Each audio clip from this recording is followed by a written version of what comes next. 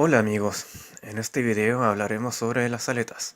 Bueno, las aletas son extensiones de alta conductividad térmica que se le añaden a un cuerpo con el objetivo de refrigerarlo. Mejora significativamente la conducción de calor a través del material. Para el análisis de una aleta, consideramos un volumen de control diferencial con flujo de calor estacionario y sin generación ni acumulación.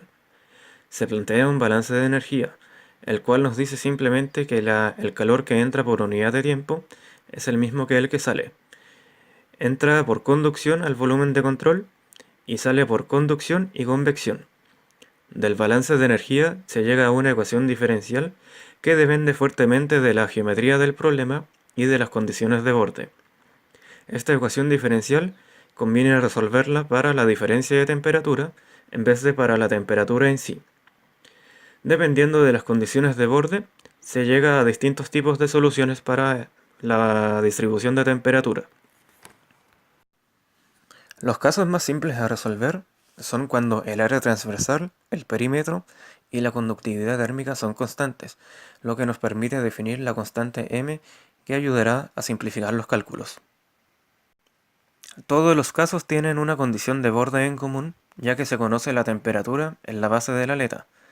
Por lo tanto, también se conoce la diferencia de temperatura en la base de la aleta con respecto al ambiente.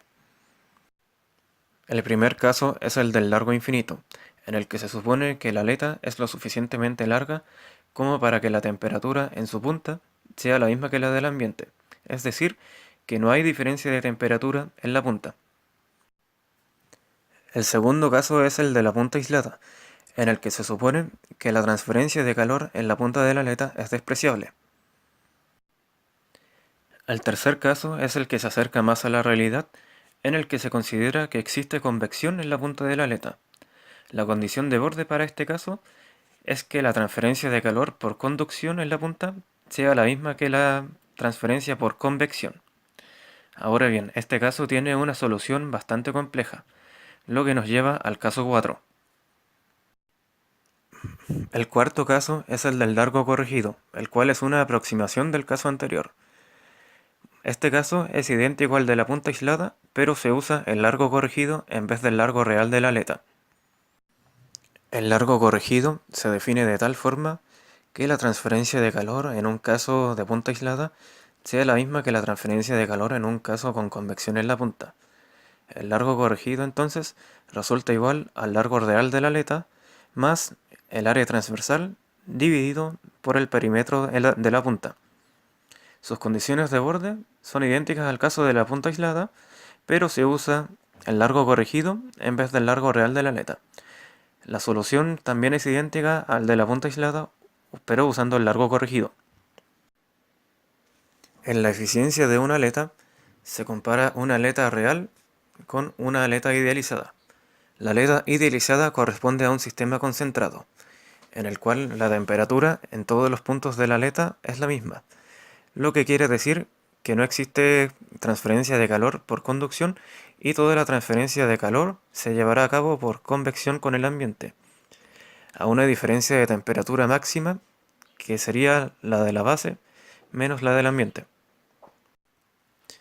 Obviamente, en la realidad, la temperatura cae a lo largo de la aleta, por lo que la transferencia de calor no será tan efectiva como en el caso idealizado. En la realidad se tendrá una mezcla de conducción con convección.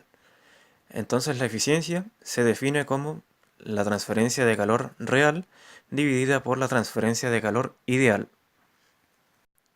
En la efectividad se compara el flujo de calor con aletas respecto a la de la superficie a refrigerar si no tuviera aletas. En la superficie sin aletas, la transferencia de calor ocurre por convección pura con el ambiente, y el área a utilizar sería el área total menos el área que ocupan las aletas. Existe una relación entre efectividad y eficiencia que corresponde a que la efectividad es igual al área de las aletas dividida por el área sin aletas por la eficiencia. Problema de aplicación práctico. Tenemos un disipador de calor como el que se usa para refrigerar componentes electrónicos que consta de n aletas y debemos calcular el calor que disipa, su eficiencia y su efectividad. Para resolver este caso, consideraremos que las aletas tienen convección en la punta, pero aproximaremos la solución usando el largo corregido. Hacemos un esquema de una aleta individual y su volumen de control. Calculamos el largo corregido, el área transversal que se usará para la conducción y el área superficial que se usará para la convección, que tiene un 2 porque la convección ocurre en dos caras de la aleta. Planteamos el balance de energía en el volumen de control, el que nos llevará a una ecuación diferencial con una solución con constantes a determinar. Imponemos las condiciones de borde del caso de punta aislada con largo corregido para obtener las constantes y finalmente obtenemos la distribución de temperatura a lo largo de cada aleta. Ahora bien, todo este proceso está bastante resumido porque sería demasiado largo poner toda el álgebra en el video. Teniendo la distribución de temperatura ya podemos calcular el calor que disipa cada aleta, el cual es el mismo que el que entra por conducción, que se calcula mediante la ley de Fourier evaluada en x igual 0, es decir, en la base de la aleta. Ahora bien, como tenemos n aletas, el calor que disipa el disipador, valga la redundancia, sería igual al número de aletas n multiplicado por el calor que disipa cada aleta. Para calcular la eficiencia del disipador, primero tenemos que calcular la transferencia de calor ideal que tendría cada aleta, que corresponde a una convección considerando la máxima diferencia de temperatura posible, que corresponde a la temperatura en la base de cada aleta menos la temperatura del ambiente. Pero como tenemos n aletas, la tasa de transferencia de calor ideal del disipador sería n por la transferencia de calor ideal de cada aleta. Finalmente, la eficiencia del disipador es simplemente su transferencia de calor real dividida por su transferencia de calor ideal. Para calcular la efectividad del disipador, primero calculamos el área de la superficie sin aletas y calculamos usando esta área la convección respecto al ambiente de la superficie sin aletas. Finalmente, la efectividad será la transferencia de calor real del disipador con aletas dividida por la transferencia de calor de la superficie sin aletas. Gracias por ver este video y hasta la próxima.